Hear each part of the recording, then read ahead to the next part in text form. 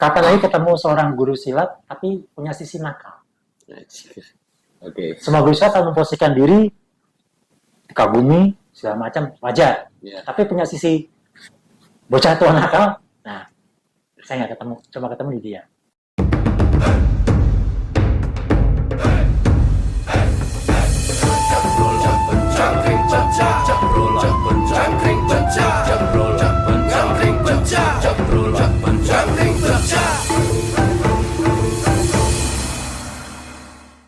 Oke. Selamat apa ya? Gue sih nonton dulu di siang malam. Oke. Salam ngantri pencak, salam berseduluran. Terima kasih selalu mengikuti kita. Jangan lupa subscribe, ditonton sebanyak-banyak. Kalau nggak ngerti, diulang-ulang terus. Oke. Ngobrol tentang Pencaksilat, tentang apa saja, tentang sejarah, tentang kehidupan sehari-hari di Pencaksilat, tentang ya apa saja lah. Yang penting mungkin tetap berhubungan dengan Pencaksilat.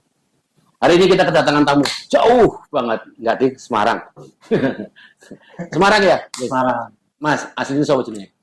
Nama saya aslinya Bagus Arif Bidal. Nah, di Facebook dan di medsos namanya Saha Tukfi. Tukfi. Tukfi. Artinya apa? Artinya cheerful guy, orangnya ceria. Bahasa apa itu? Satu suku kata daerah Sudan sih. Sudan? Ya. Saha sama juga? Atau enggak? Sebenarnya enggak, karena kan Saha itu orang kita kan Saha itu makanya angel mas. Ya kan satu fi atau satu fi akhirnya saha, akhirnya tukfinya hilang jadi saha. Oh, akhirnya, tapi sama juga dari Saha dari sana juga atau enggak? Memang itu satu kesatuan. Oh, itu satu kesatuan. Saha Tukfi. Ya. Oke, siap. Kamu lebih terkenal di situ kan namanya? Ya, akhirnya kita pakai nama sahanya. Oke. Kamu kan bela diri perasaan udah lama mainnya. Ya. Bisa dibilang gitu. Dari umur berapa? Kalau belajar bela diri dari umur 6 tahun lah. Oh, 6 tahun agak tulang gue belajar bela diri. Ya pokoknya kita sangar loh. apa yang kamu pelajari pertama? Awal itu dulu belajar silat dari almarhum yang kagum. Oh, kamu tetap ada mainan silat dari? Ada yang kagum saya. Oh, tahu apa kira-kira? Enggak. Gerakannya sama seperti jurus Fatusika. Yang kamu pelajari sekarang? Ya. Oke. Cuma kalau di jurus Fatusika menggunakan satu tangan, di saya pakai dua tangan. Oh, Sika satu tangan, kamu pakai dua tangan. Hampir sama, hampir mirip. Hampir sama. Oke. Terus habis itu? Udah nggak belajar lagi. Almarhum yang saya meninggal. Terus akhirnya lama ikut papa Kempo. Oh, belajar Kempo juga? Kempo tapi waktu dia, karena papa yang ngajarin. Gue ngombe apa? Hah? Ngombe apa? Tolong Mas Arif dipanggilkan Ibu Nita. Mbak Nita.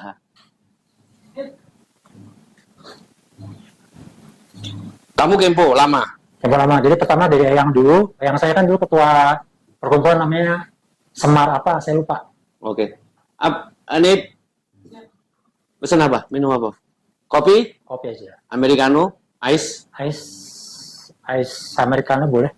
Ice Americano? Enggak usah. Nggak usah. Ya, oke.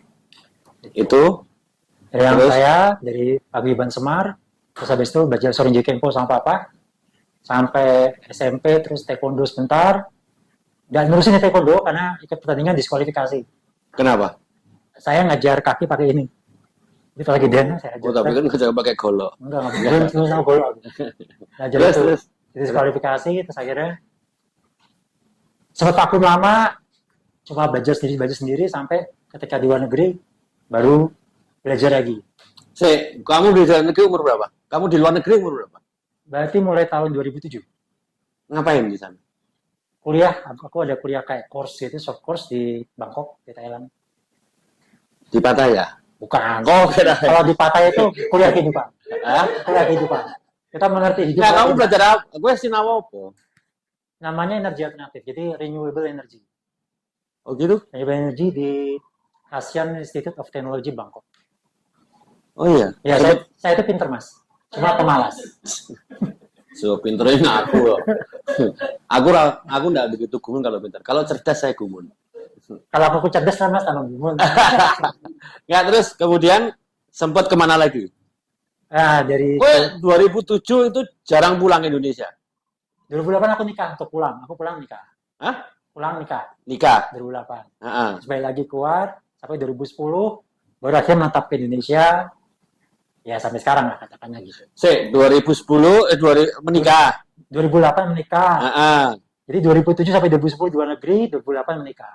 2008 menikah. Ya. Terus keluar negeri lagi. Ya, Di mana aja? biasanya tetap di Bangkok. Heeh. Tapi aku pergi ke banyak tempat. Ya, hampir 20 negara lebih. Oh ya? Iya. Wih lo tenang. Top. Ngapain aja itu? Jualan pisang goreng. Asik gitu. Asik sih. Alhamdulillah. Siang-siang minum kayak gini nih. Tergantung Top. mazhabnya maksudnya. Ya, tergantung masanya. Anggap Makasih aja. ya. Oke. Makasih ya, Nip. Makasih, Mbak. Oke. Itu terus kemudian sampai 2010. Ya, di Banyak di 20 negara. negara lebih. Nah, Terus kamu banyak berkenalan dengan bela diri di luar. ya, aku nyarinya yang bukan bela diri sebenarnya. Aku nyari cara orang berantem. Karena kalau dibilang bela diri, sebagian negara tuh nggak kenal istilah bela diri. Jadi Oke. kenalnya istilah berantem lah. Istilah perang lah. Mau Fine. perang, mau bela diri, mau berantem. Cuma cari yang lokal. Semakin tidak dikenal orang, semakin saya suka. Apa gue? Apa wae? Misalnya contoh lah apa aja yang paling yang Misalnya, bisa disebut kira-kira eh, satu atau dua macam gitu. kayak pas aku di Afrika di Sudan tadi kan, Hmm. aku belajar menggunakan pisau, Hmm. pisau-pisau segini ukurannya. Pisau-pisau suku sebenarnya, suku itu. Cuma yang diajarkan sebenarnya cenderung bagaimana cara kita berani memakainya. Kayak gitu. Oh, berani memakai. Ya, karena pada dasarnya menggunakan senjata itu kalau menurut orang sebagian culture sana ya, menggunakan senjata itu percuma kalau aku tidak berani menggunakannya. Karena senjata itu memang untuk bunuh, Oke, intinya bahwa senjata itu memang untuk membunuh. mematikan, Ya, itu alat untuk membunuh. bukan untuk membela diri. Bukan. Oke. Jadi nggak ada konsep membela diri itu nggak ada. Konsepnya ini perang, gitu kan. Memang untuk berantem, untuk perang, untuk membunuh, melakukan. Ya udah, kamu pegang pisau ya tusuk gitu kan. Ya, cuma bagaimana berani menggunakannya ada sila mulai. Kadang ada beberapa tempat yang menggunakan upacara, ada yang Oke. menggunakan ritual, ada yang tidak menggunakan sama sekali. Gitu. Itu satu di Afrika. Tapi di tempat lain belajar menggunakan kampak misalnya. Kampak. Kampak. Oke. Kampak-kampak lumberjack itu yang buat orang itu. Saya bilang kan, di negara kamu nggak ada pakai kampak. Di negara saya nggak, tahu saya nggak ada orang pakai kampak. Ya. Gitu. Kecuali mungkin orang Cina, saya bilang gitu kan. Kalau orang Indonesia kayaknya suku-suku lalu nggak ada pakai kampak. Kalau nggak ada, Iya, maksudnya ya, ya untuk ilmu itunya nggak ada. Nah, terus jajarin bagaimana mengkampak ya. Hanya kamu harus tahu cara ngayunkannya dulu. Hmm. Ngayunkan dulu bagaimana melatih menggunakannya, nebang segala macam. Lalu swingnya seperti apa. Lalu aku tanya ini contoh ya, aku tanya kan. Berarti pakai kampak pertama kali harus taruh di sini. Oh enggak, badanmu kecil, nggak mampu taruh bawah. Kampakmu diayunkan dari bawah. Jadi ketika kamu mau berantem sama orang, kampakmu selalu di bawah kepalanya. Oke, karena berat. Ya, karena agak berat. Jadi ketika kamu mau perang, itu diayunkan. Dari bawah, gitu, lintasannya dari bawah ke atas. Bukan dari sini. Lintasannya dari bawah ke atas. Dan itu harus sekuat tenaga. Seakan-akan lah, Ya, itu aku menarik sebetulnya pada waktu kemarin sempat di grup kita ngomong soal apa sih kemarin ya? Keris ya. Keris. Karena buat saya keris itu bukan senjata. Maksudnya saya belum pernah melihat tentang jurus keris gitu. Kalau dari tadi kamu ngomong kan sebetulnya bahwa senjata itu memang harus dipergunakan sesuai dengan satu fisik bentuk badan, kemudian juga cara penggunaannya kan. Karena kalau buat saya terus terang sejujurnya sampai sekarang saya agak sedikit sanksi sebetulnya, karena keris itu ada gonjolnya kan. Nah, gonjolnya itu kalau salah pakai itu kan nuncep ke sini, gitu kan. Nah, cuma saya pikiranku cuman bahwa keris itu ya cuma senjata tusuk jarak pendek aja, tidak dimainkan begini. Sama dengan celurit segala macam. Celurit itu saya ngertiku ya mak cerok tarik. Ya soal kemudian bahwa sama kayak main kerambit ada flip segala macam, oke lah gitu. Nah, habis itu apa lagi? Macam-macam sih, karena kan kebanyakan teman tim saya itu ada yang orang Itali, gitu kan. Sama dia saya belajar main pisau juga. Paling mudah pisau, karena kita bawa kemana-mana. Setiap orang pasti bawa pisau. Gitu. Orang main tali seperti apa? Main apa? Mainan pisau Itali. Oh, Itali. Kalau main tali ya udah. Kalau kau mainkan kau kan jarang pasti menggunakannya seperti orang main anggar. Pisau saya depan, panjang. Sifatnya apa? Menusuk dan menoreh. Tusuk menoreh. Gitu seperti itu. Nggak yang di apa istilahnya? Di rajam gitu tidak. Nah, begitu. Oke. Jadi kita siksa orangnya karena seperti itu. Oke, iya. Ya, gitu. Dan akhirnya di situ juga saya belajar bahwa di luar negeri punya orang main senjata ya pasti ada lagunya, ada musiknya. Karena semua itu harus berkaitan. Menari, menggunakan senjata, senjata. Makanya kenapa kalau setiap kali ada orang mau berperang di beberapa suku, bahkan hampir di sebagian kebudayaannya saya datangi, ketika orang mau berang, selalu ada chanting kan, mantra, segala macam. Mantra itu seperti lagu. Ada orang berperang, mereka itu lagu. Jadi akhirnya setiap orang praktisinya dia akan ada irama di kepalanya. Nah, irama ini menentukan cara mainnya dia. Kalau iramanya rusak, ya sudah rusak mainnya. Makanya sebetulnya nggak salah juga ya kalau aku ngomong bahwa bela diri, pencaksilat dan segala macam adalah salah satu budaya. Gimana? Harusnya bahwa pencaksilat atau dan segala macam bela diri adalah budaya sebetulnya kan? Betul, itu budaya. Ya, karena saling berkaitan toh. Betul. Gitu. Meskipun banyak orang bilang bela silat ya silat, bela diri ya bela diri, bukan budaya kan kalau saya bilang. Karena itu saling berkaitan kan? Ya. Cara mempertahankan hidup kan pada waktu itu. Pada dasarnya berkelahi itu sama tuanya seperti orang bernafas seperti menurut saya. Paling letaknya orang belajar nafas, agak dikit ketemu lawannya, mereka berantem. Berantem pertama kali ya itu bela diri pertama kali, ilmu perang pertama kali, ilmu membunuh pertama kali ya seperti misalnya kayak kasusnya siapa saya lupa yang putra Nabi itu yang 2 orang itu Qabil dan Qabil. Satu membunuh kan? Iya. Membunuh itu berarti ilmunya, ilmu perang. Ilmu membunuh pertama, bagaimana membunuh orang pertama. Gitu kan. Apakah dia menusuk? Saya sih belum baca banyak ya. Apakah dia menusuk begini? Apakah dari belakang? Apa duel? Saya nggak tahu. Tapi itulah ilmu perkelahian pertama kali. Oke, siap.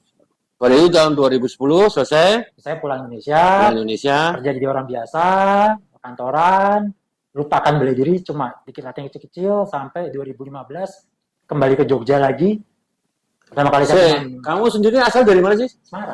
Semarang. Ya. Kembali ke Jogja maksudnya kenapa? Berangkat ke Jogja. Oh, berangkat ke Jogja. Oke. Ke Jogja. Jadi 2015 ke Jogja. Kamu menikah terus gimana? Saya cerai. Tahun? 2012. Oh, berarti setelah kamu pulang dari sana? Masih nikah. 2 tahun 2012 saya cerai. Oh, berarti sama Arif berarti kamu statusnya duda ya? Memang saya agak gimana gitu kalau Mas Arif itu. Oke. Terus, 2012 kamu berkata, nggak tanpa anak apa mas? Tanpa anak. Oke. Sudah. Selesai kan, tutup. Ya. 2012, 2015 kamu 14 ke 15 saya pindah Jogja. Sorry, sebelumnya berarti tetap di Semarang. Semarang. Tidak ke Jakarta, tidak kemana, tetap di Semarang. Oh enggak, muter-muter banyak tempat, cuma ngebase di Semarang. Kesibukan kamu apa utamanya? Serabutan, campur-campur. Oke. Terus tahun 2015 kamu masuk Jogja. 14-15 masuk Jogja. Sepulang saya dari Timor Leste, saya ke Jogja. Kamu di Timor Leste ngapain? Perang? Sama, jualan pisang goreng. Oke. Jangan-jangan jualan senjata. Pokoknya saya itu konsepnya vini divisi. Oke, terus kemudian 2015 di Jogja. Yes. Berapa lama? 14-15 lah. 14 sampai 2017-an.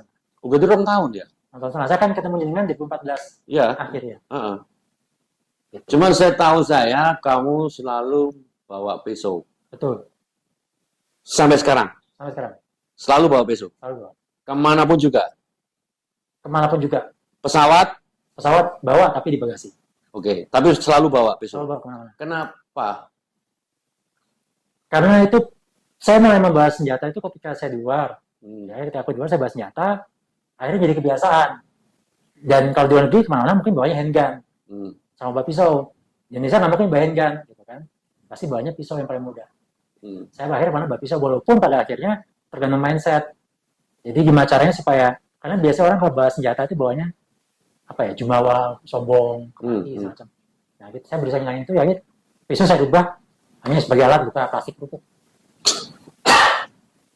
Nah, karena beberapa teman juga, maksudnya, aku juga sendiri bawa meskipun kecil, dikasih sama Aris kecil. Tapi rasanya memang kayaknya memang nggak tahu ya, memang merasa bahwa harus bawa gitu loh. Betul. Karena kayak contoh lah kayak demam segala macam itu kan ada aja pasti di pinggangnya, ada aja. Bahkan kemana-mana pasti bawa gitu.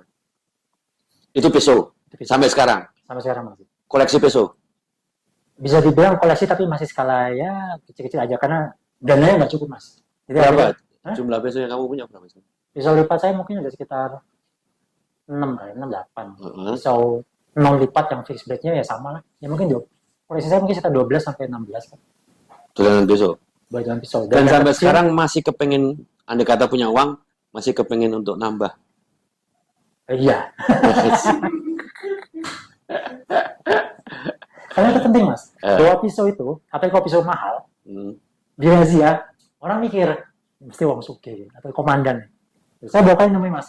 Di razia suruh buka, lihat pisaunya, wah ini nggak mungkin pisau merek apa Columbia kan? Gitu. Skip ya, nggak boleh ngomong Columbia. Iya. Maksudnya akhirnya bisnis pak, ya udah disangkanya saya Ya. anggota, padahal dulunya cuma pramuka kan. Ya. Yang sekarang dilarang itu, bukan dilarang, nggak jadi wajib itu ya. Ya. 2015 itu juga sama, serabutan aja. 2015 enggak, saya kerja ikut orang Chinese di Jogja.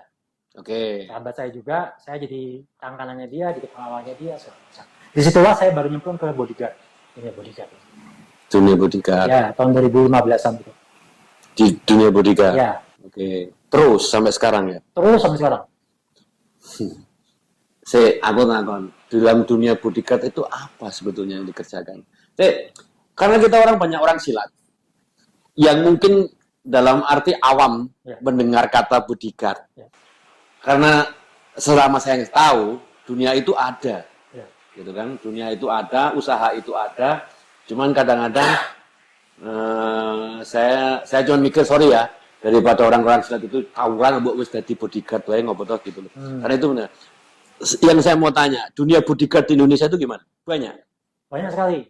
Tapi lebih terkenal nyebutnya loh, teman-teman, banyak loh ya. Banyak. Jadi lowongan pekerjaan banyak. Nanti Bahkan di situ tawuran ya toh. Saya babar. Nah, terus. Bodyguard Indonesia kebanyakan terkenalnya dengan istilah centeng. Oke. Ya kan dari zaman dulu lah itu. Oke. Dulu dengan digaji khusus segala macam. Saya pun tadinya seperti itu awalnya. Cuma berdasarkan pengalaman jualan pisang goreng di luar negeri, bahwa nggak bisa cuma panjang badan.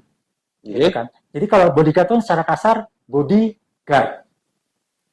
Ada body bisa digatin kan gitu. Oke. Artinya dia panjang badan gitu kan. Nah, tapi ternyata beberapa kali saya olah dan saya belajar dan pengalaman saya jualan pisang goreng itu bahwa ada istilah lain di dunia kerennya. Jadi dunia kerennya nyebutnya salah satunya misalnya executive protection. Ada yang nyebutnya personal security contractor. Ada yang nyebutnya security detailer. Ada yang namanya security detachment. Gitu. Jadi itu sama semua. Secara gamblangnya disebut bodyguard. Sudah dibedain loh, bukan satpam loh ini ya. Bukan satpam. Terus? Nah, bodyguard itu pada dasarnya mereka hanya panjang badan atau punya kemampuan berantem. Gitu. Itu secara kasar. Tapi begitu mereka tambah ilmu, segala macam, mereka akhirnya punya kemampuan sebagai seorang ECP, Executive Protection Operator. Gitu. Jadi mereka naik kelas. Tugasnya memberikan pengamanan dan pengawalan.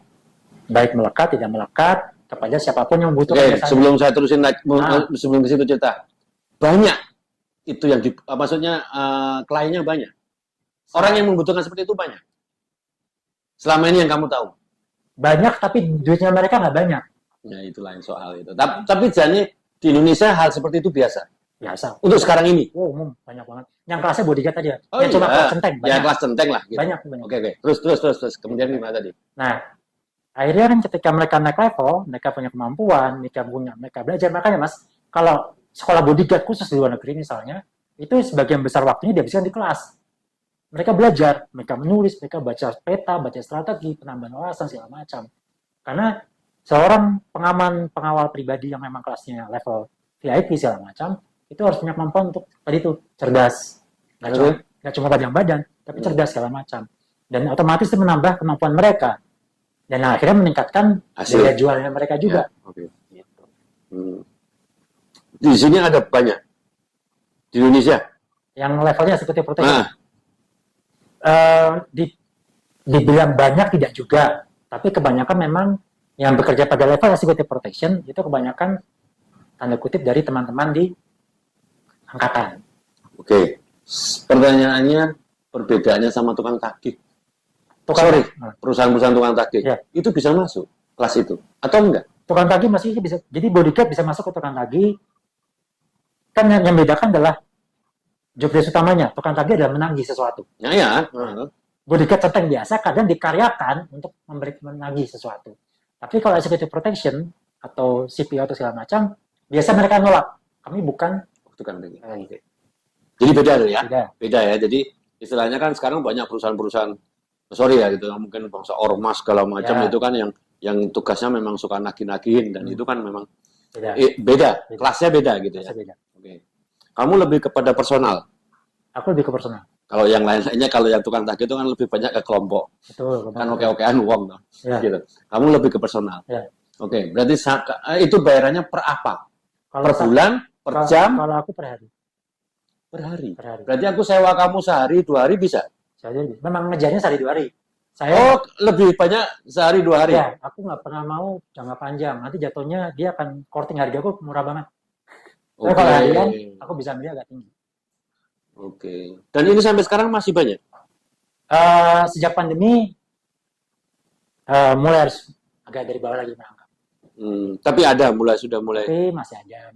Hmm. Walaupun sebagian besar permintaannya adalah, request-nya pasti mintanya yang, bukan, saya kan sipil mas, background saya sipil. Kebanyakan mintanya yang background-nya non-sipil. Oke, angkatan. Gitu. Tapi banyak juga yang tetap mau kan? Mau banyak. Cuma tadi itu, mestinya apa dulu? Begitu dia taunya cuma centeng atau bodyguard biasa, ya akhirnya berpengaruh pada daya nilai jualnya. Rate-nya dia berapa? Emang nggak tinggi? Aduh. Ya, Kira kisaran gitu? kalau cuma bodyguard biasa dibayar bulanan mas. Bulanan kalau cuma centang-centang nggak jelas itu kan misalnya, mereka cuma, ya bosnya aja ngasih 3 juta sebulan, 5 juta. Yang penting kamu makan tidur ikut saya. 4 juta, 3 juta, 4 gitu. juta, gitu-gitu aja. Makanya jarang ada centang yang kaya kan. Begitu. Oke. Ya. Tapi ketika masuk ke ranah executive protection yang sifatnya sudah ke profesional karir ya, itu rate-nya udah beda jatuhnya. Pernah kamu sekolah bodyguard atau belum pernah? Saya termasuk orang yang belajar bodyguard secara otodidak, tapi bidangnya waktu akhirnya bertambah, dapat beberapa course, ya. Diminum dulu. Oh iya, nggak apa-apa ya? Lah, yo rapuku. Masalahnya di mana? Dipajang mobil. Nah, kayak gitu. Makasih loh. Kamu undangannya apa sih? Undangannya bagus apa Sah sahanya? aja. Sah, makasih Sah. Kalau orang manggil nama asli saya, biasanya karena dia mau transfer duit. Mas, nama aslinya di rekening siapa? Nah, Nama Facebooknya. sudah ada obrolan. Belum main ke 48, makasih ya. Sekarang di situ sampai sekarang kamu tekuni. Salah satunya saya tekuni itu. Dan saya dengar kamu punya perusahaan sendiri sekarang. Saya ada perusahaan sendiri dan juga gabung dengan perusahaan orang. Perusahaan sendiri apa itu? Bikin apa? Sama, di pengamanan pribadi, tapi untuk VIP, lalu di intelijen untuk bisnis. Yang kita Dan saya dengar kamu banyak mengawal wanita-wanita cantik. Saya lebih mudah mengawal wanita cantik daripada mengawal pria cantik.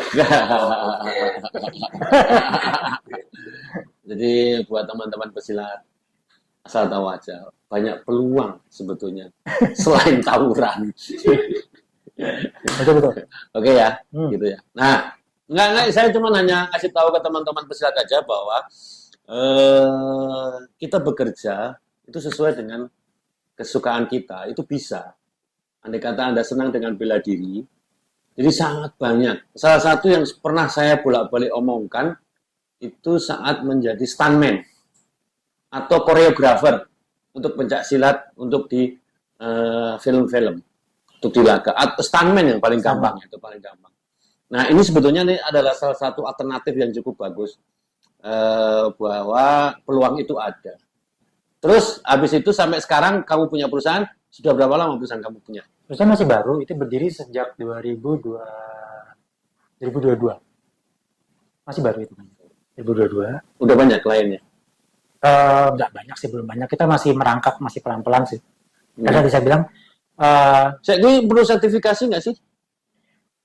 Maksudnya orang aku gitu. Oh ya, kamu punya sertifikat nggak gitu? Atau nggak ada yang kamu nanya sih. nggak ada yang nanya? Kalau di bodyguard nggak pernah ada yang nanya. Lebih trust ya?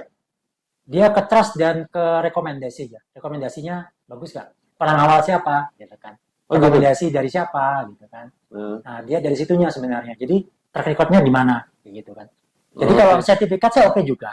Gitulah. Cuma Tapi harusnya ada memang. Atau tidak juga? tidak juga. Sertifikat itu biasa diminta sama kalau misalnya kita kawal yang sifatnya akan lebih bagus kalau kita misalnya mengawal sifatnya tamu penting dari misalnya embassy gitu ya. Embassy Oke. dia tamu penting, ada persyaratan dari embassy minta bahwa kalau pengawalan pribadi harus punya ABC. Kalau punya sertifikat mendapatkan nilai tambah. Nah, di situ yang dikejar. Oh, jadi nggak ada Gitu. juga gitu ya? Sebenarnya sih enggak juga. Maksudnya nggak bahwa itu harus punya gitu nggak Enggak juga. juga. Makanya akhirnya ujungnya adalah pengalaman seperti apa ya gitu. Oke. Wah, ciamik juga ya. Terus selama ini kamu menekuni itu? Sama ini ya dari 2015 klien pertama saya itu di Semarang, direktur BPR, salah satu BPR di Semarang. Seorang wanita cantik. Asai. Anjay. Berapa lama? Itu nggak lama itu, mungkin 3-4 bulan ya. Pertanyaan saya, dalam rangka apa dia minta body break? Apa itu pengamanan itu? Sebenarnya ceritanya agak lucu. Jadi dia itu sebenarnya tidak merasa tidak aman, tidak aman. Cuma kebutuhannya dia, karena selalu pulang jam 12 malam. Dan dia bawa anak kecil ceritanya. Bawa anak kecil umur 5 tahun. Oke. Jadi setiap dia pulang kerja, nongkrong sama anak kecil itu di anak kecil. Jadi dia, klien saya ini, si Mbak satu ini terbiasa untuk nongkrong sampai jam 12 malam. Sepulang dari kerja, sambil membawa anaknya. Nah, di situ dia merasa itu tidak aman. Oke. Itu akhirnya salah satu teman merekomendasikan saya. Oke. Kalau teman ini salah satu penguasa debt collector lah di Jogja. Dia bilang kalau ke saya sebagai orang debt collector nggak cocok mas, dirimu aja mas. Akhirnya saya masuk. Di situlah saya pertama kali kerja sebagai bodyguard. Berarti kancamu debt collector juga? Di sini, Iya. yang di sini kebanyakan orang-orang ini, orang Bugis, orang Makassar sama orang-orang Frobomora. Oh, berarti sesuk rip nek ditagih golek masalah. Oh. SEA Games pernah ngawal. Hah? SEA Games. SEA Games kemarin, terakhir kali SEA Games itu pernah, tapi yang nawari salah satu vendor. Karena karyawan dia semua perempuan, mereka harus loading barang tuh jam 2 pagi, jam 12 malam. Akhirnya saya yang ngawal. Gitu, vendor bunga kalau nggak salah. Yang perempuan tadi, yang direktur BPR tadi, dalam hal ini kamu ngawasin dari jauh atau ada di sekeliling dia? Nah, jadi itu gimana? Apa teknisnya gimana? Itu sifatnya melekat. Jadi nggak boleh ketahuan kalau saya pengawalnya. Untungnya badan saya kecil. Kalau badan seperti Mas Yosi, ketahuan banget kan. Apalagi misalnya kayak Mas Aziz gitu kan, kelihatan tegap gitu kan, kelihatan gagah gitu. Kalau saya enggak. Maka saya tinggalnya adalah saya itu seperti temannya. Bahkan akhirnya gosipnya yang beredar di kalangan teman-teman segala macam, saya itu cowoknya dia. Tapi itu malah bagus. Berarti berhasil. Misdirection-nya berhasil. Malah itu sebetulnya malah nggak apa-apa. Gitu. Nggak apa-apa. Maksudnya ada rumor begitu biarin aja. Gitu. Biarin aja. Saya tuh, jadi kalau si Mbak itu duduk di sini, dia main game, saya coba pakai celana pendek duduk di sini. Udah saya main handphone gitu kan segala macam. Tapi saya ngawal. Oke. Itu rondo. Atau statusnya istri kedua ya. Oke, siap. Oke. Nomor WA-nya ada. Ya. Dan setahu saya kamu sering mengawal seperti itu. Iya, karena akhirnya mereka gitu tular mas. Jadi perempuan ini ngomong kalau di Jakarta butuh ini sah aja terus sampai sekarang. Jadi akhirnya kita tular kalau anak perempuan. Karena perempuan itu cenderung lebih mudah untuk merasa takut. Laki-laki cenderung merasa berani. Dan satu lagi bahwa itu membutuhkan talenta tentang kamu bisa diajak ngobrol apa saja. Yes, betul sekali. Terus kemudian nyambung omongannya. Tadi bilang bahwa bodyguard itu pada dasarnya cuma pasang badan, tegap gitu kan. Ya bu, pakai safari misalnya kalau yang agak canggih ya, pakai safari segala macam. Tapi kalau pengawal pribadi yang sifatnya sudah VIP, dia harus paham. Jadi ketika bisa gini, saya mengawal Mas Yosi. Mas Yosi ini seorang artis segala macam, dunia seperti apa? Nah itu harus saya pelajarin. Jadi kalau diajak ngobrol nyambung. Nah, oke. Sehabis itu saya mau tanya lagi. Setelah itu ya. Saya tahu kamu mempelajari Sika. Yes. Karena apa? Maksudnya kamu kenal, ya kita tahu lah Sika ada di Sipras. Saya tahu Sipras sudah lama. Kenapa kamu belajar Sika? Saya aja nggak kepengen belajar Sika. Jadi saya itu mengalami kebuntuan, Mas. Jadi pas saya di Jogja tadi, saya kan mau belajar sih, Kak. Saya mengalami kebuntuan. Kebuntuan saya tuh kayak ada rantai yang putus, saya nggak tahu harus kemana lagi belajar. Kalau saya belajar mainan yang lain teman-teman punya di sini, kok kayaknya jurusnya banyak ya. Saya kan pemalas, saya bilang kan. Jadi saya itu pintar atau pemalas. Jurusnya banyak ya. Saya udah tua, gitu kan. Ngapain gitu kan. Tapi akhirnya saya bertemu Sika. Walaupun sebenarnya bertemu Sika bukan gara-gara jurus sebenarnya. Tapi gara-gara perempuan. Gara-gara perempuan? Yes. Amargo? Jadi begini, saya putus. Ditinggal perempuan. Saya nggak terima. Tapi saya nggak punya kenalan dukun. Kayak orang kan cinta ditolak, dukun bertindak. Oke. Saya nggak punya kenalan siapa-siapa. Oh, berarti kamu dendam ceritanya? Enggak dendam, saya pingin orang ini balik ke saya. Oke, ya, siap. Terus? Tanya sama satu kiai, dibilang, saya kasih bisa ilmunya lah ya, tapi kamu harus nikah. Aduh, enggak. Saya cuma mau dia balik, saya nggak mau nikah. Enggak dikasih kan. Saya jadi, temulah Om Pras. Om Pras ngomong, saya bisa bantu. Oh benar. Ya terus? Pras dia bantu. Kamu pengen cara ini, cara golok atau cara silat? Kalau golok, kamu terapin amalannya sekarang, tapi repot loh. Waduh. Yang nggak pakai amalan apa? Ada cara silat. Lakukan aja. Nah, dikasih lah. Seminggu kemudian, cewek ini balik. Langsung saya berkata, Om Pras ini orang sakti, saya harus belajar. Hai teman-teman, bahwa silat itu bisa tentang apa saja. Lelah ya kan? Iya benar. Jadi jangan cuma yang buak kayak. Oke, terus? Nah terus saya itu ternyata saya juga sangat beruntung karena ternyata Sika itu jurus cuma 3. Jurus cuma 3. Tapi yang lebih beruntung lagi sebenarnya bukan jurus, bukan ilmunya. Karakter Om Pras itu ternyata sama saya sama. Kapan lagi ketemu guru, orang atau siapa, dia nggak mau disebut guru ya, dia nyebutnya kakak pertama. Orang yang mengajari tanpa peduli setan, kita mau nyolong, mau apa dia nggak peduli. Katakan, dalam arti bukan nggak peduli ya. Maksudnya, kapan lagi ketemu seorang guru silat, tapi punya sisi nakal. Semua guru silat akan memposisikan diri, dikagumi, segala macam, wajar. Tapi punya sisi bocah tua nakal, nah, saya nggak coba ketemu di dia. Nah, dari situ saya tahu bahwa kamu kemudian ada lagi nih, sebutnya Atma Prima. Ya. Atma Prima itu apa sebetulnya? Atma Prima itu sub keilmuan dari Sika. Sub keilmuan dari Sika. Ya. Oke.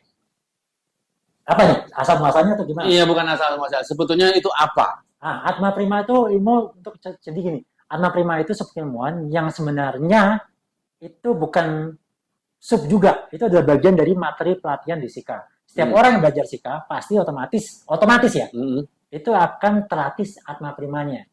Atma Prima itu fokusnya adalah untuk vitalitas sebenarnya. Vitalitas. Laki-laki, perempuan, tapi juga untuk kesehatan gitu, segala macam. Tapi karena dulu kasusnya saya potong. Jadi kasusnya adalah lu pengen ngelatih orang kan? Saya jujur aja belum dapat bendera atau mandat memberi pelatihan Sika. Tapi saya diberikan Atma Prima. Lu boleh ngelatih Atma Prima orang. Ketika ada orang belajar Sika, belajar Atma Prima dulu. Kuat nggak? Kalau kuat, baru ntar kita pikir bisa belajar. Dan setahu saya bahwa Atma Prima memang untuk laki-laki loh ya, itu vitalitas. Untuk perempuan juga sama. Untuk perempuan juga sama. Dan terbukti cukup jos. Nah, tergantung levelnya. Pertama perbaiki vitalitasnya, kedua perbaiki kualitasnya. Kalau perempuan bicara ke kualitas, kalau laki-laki di tahap awal pasti vitalitas sama kuantitasnya. Terus mulai sering ngajarkan Atma Prima? Ya, pada akhirnya saya lebih cenderung melatih Atma Prima daripada melatih orang berantem. Karena melatih orang berantem itu banyak. Banyak orang di sini mungkin Mas Aziz mungkin juga melatih orang berantem, tapi melatih orang gitu kan. Maaf ya. Hai, para pesilat, lihatlah banyak peluang di sini. Ya, ada yang jadi bodyguard, ada tentang vitalitas. Jadi cobalah membuka wawasan. Bayangkan saya bodyguard, ngelatih vitalitas, klien saya perempuan-perempuan. Gitu. Oke, terus kemudian sampai sekarang. Kamu lebih banyak di Semarang, di Jakarta, Maksudnya kesehari-hariannya Sejak pandemi 2021 di Semarang. di Semarang, Yes. tinggal di Semarang. Biasanya di Maksudnya nggak terus ke Jakarta. Maksudnya Semarang. Ke Jakarta ya kemana-mana. dulu pasti. ya oke Jakarta kan dolan lah istilahnya atau ada keperluan. Iya. Tapi memang Biasanya basically sementara. base camp Semarang. Ya. Asik juga ya. Oh, nah ya. Katanya tuh kurang 5 menit katanya. Jauh-jauh saya 2,5 jam sampai sini. Jadi nggak lama. Saya mau tanya lagi. Terus Oke. berapa banyak klien kamu sampai sekarang? Nek kira-kira klien kamu yang cewek mayoritas? Mayoritas cowok. Oh mayoritas cowok. Mayoritas cowok. Klien apa nih? Bodyguard atau Klien bodyguard. Oh, bodyguard mayoritas cewek. Sampai sekarang mayoritas cewek. Masih mayoritas cewek. Ini loh, Sedikit cowok, sedikit bentuknya perusahaan. Satu lagi saya mau tanya. Yang paling nganyelke apa nek kaya ngono iki? Yang paling membuat kamu menjadi merasa bajingan nih kaya Adalah ketika kita tidak dibayar. asu. Nek kuwi kabeh ngono su. Itu paling parah. Ada satu klien besar saya, dia bawa lari uang. Jadi bawa lari uang. Jadi ada klien, ada user. User ini, nah, klien saya Usernya sudah bayar ke klien. sudah bayar ke klien. Nah, Klien saya cuma bayar ke saya katakanlah sekian persen. hmm. Terus tiba-tiba dia lari. Asik. Itu, Tapi cuma sekali itu toh. itu sekali itu untungnya user saya besar. Jadi saya bisa menggunakan itu sebagai portofolio. Jadi paling enggak saya bisa Oh, jual. ada keuntungan Ya. itu bahwa kamu pernah ngawal. Kalau itu kan saya ngawal user saya kan dari pelataran grup. Hmm. Saya ngawal 3 orang selebritis dari Hollywood. Wih. Ya, salah satu pemeran di apa? Zombie itu siapa film zombie yang terkenal itu di apa? Ya yang apa? Dewa Walker apa saya lupa itu. Hmm. Ya itu. Oh ya itu. Mas Arimoto waktu itu sempat nggak dibayar juga kan? Nah Oh, itu. berarti kamu memang duda-duda ini nggak berani dibayar. Kasihan. Nah itu paling parah. Padahal itu paling wow sekali. Soalnya habis itu kalau itu jalan terus, kita mau ada event, saya bakal ngawal sekelas Hugh Jackman segala macam. Oh ya. Ya, Oh. sudah video call kita sama Hugh Jackman. Oh ya? Ya, demi Allah, saya video call dengan Hugh Jackman sama teman-teman, dia baru bangun tidur. Siap Oke. dikawal gitu. Tapi akhirnya Dan, sorry, selama yang kamu rasakan sehari-hari bahwa bela diri atau praktis kamu memakai bela diri, kamu lebih nyaman pakai silat atau lebih cenderung campuran? Base-nya tetap di silat. Sisanya saya sesuai Ya karena kamu ngambil dari beberapa terlalu banyak. banyak kan. Terlalu banyak akhirnya kan diambil yang saya biasa pakai, saya suka pakai dan nyaman saya pakai. Tapi base utamanya di silat. Makanya kalau di Sika dibilang kalau orang setiap latih Sika mau gerak apapun, ketika orang melihat sesama Sika, oh ini orang Sika nih. Oke. Tapi bukan dari gerakannya atau apa, tapi adalah gitu katanya. Gitu. Padahal sesama praktisi Sika ya cuma screener orang. Gitu aja. Pertanyaan saya satu lagi, ini sebelum menutup akhir. Menurut kamu apa itu pencaksilat? Buat saya pribadi silat itu Pribadi ya? Ya. Buat saya pribadi silat itu adalah cerita yang diturunkan dari almarhum kakek. Dongeng yang saya anak laki-laki yang dibesarkan dengan dongeng, dengan cerita-cerita luar biasa. Dari guru yang kakinya nggak ada segala macam. Jadi buat saya pencak itu adalah fantasi, mitos segala macam. Dan ketika saya menjadi bagian dari pencak silat, saya seperti hidup di dunia yang selama ini saya inginkan dari kecil. Oke. Makanya saya sebagai silat saya sombong. Maaf, saya masih baru dari silat. Katakanlah mungkin dari 2016-an, 17 lah. Tapi dibanding teman-teman lain, saya nggak ada apa-apanya di silat. Tapi saya sekarang sombong sebagai silat. Karena merasa bahwa itu. Ya, dan saya diperbolehkan untuk sombong sama guru saya. Okay. Kemaki itu adalah the must. Jadi kenapa ada sifat sombong, diberikan sifat sombong, karena memang ada kalanya kita harus sombong. Ya, siap. Oke teman-teman, terima kasih Sama-sama. Mas Saha sudah di Ngangkring Pencak, sudah di PUTS 48 hari ini. Terima kasih berbagi cerita tentang perjalanan. Ini menginspirasi kepada teman-teman bahwa kembali lagi pencaksilat itu banyak macamnya. Ya. Yaitu apanya ya? Ujungnya, Ya. ya kan? Bisa ke kesehatan, tadi soal vitalitas. Dan saya rasa sebetulnya penjajah itu jarang yang mau concern ke situ. Yang ada adalah pertandingan dan segala macam hal-hal yang kira-kira kekerasan gitu. Padahal banyak soal tadi kemudian mungkin selama ini banyak orang tidak terfikirkan dengan baik. Tadi soal stuntman, kemudian ini bodyguard, Ya. tidak hanya kepada bodyguard, kepada apa tadi eksekutif apa? Protection tadi. Kepada eksekutif protection segala macam. Suatu level yang sebetulnya asik ya, menyenangkan ya katanya menurut kamu. Menyenangkan dan membuat satu yang aku bilang membuat fantasi-fantasi yang berbeda. Ya. Apalagi klien-kliennya dia cewek-cewek cantik. Saya tahu klien-kliennya cewek cantik karena dia sering upload tentang itu. Dan saya tahu itu kliennya gitu. Oke, teman-teman, terima kasih, Mas. Sama-sama. Mana ada mungkin sedikit cendera mata. Kalau soal amplop itu soal lain gitu. Ya, oke. Ini Waduh. kaos ya toh. Mantap. Ini mungkin biar kamu mengingat-ingat bahwa kamu pernah podcast di sini. Terima kasih Asli. Ya, matur nuwun. Oke, teman-teman. Siap. Saya kira itu perbincangan hari ini. Salam Anggrek Baja, salam Pasutuluran. Terima kasih.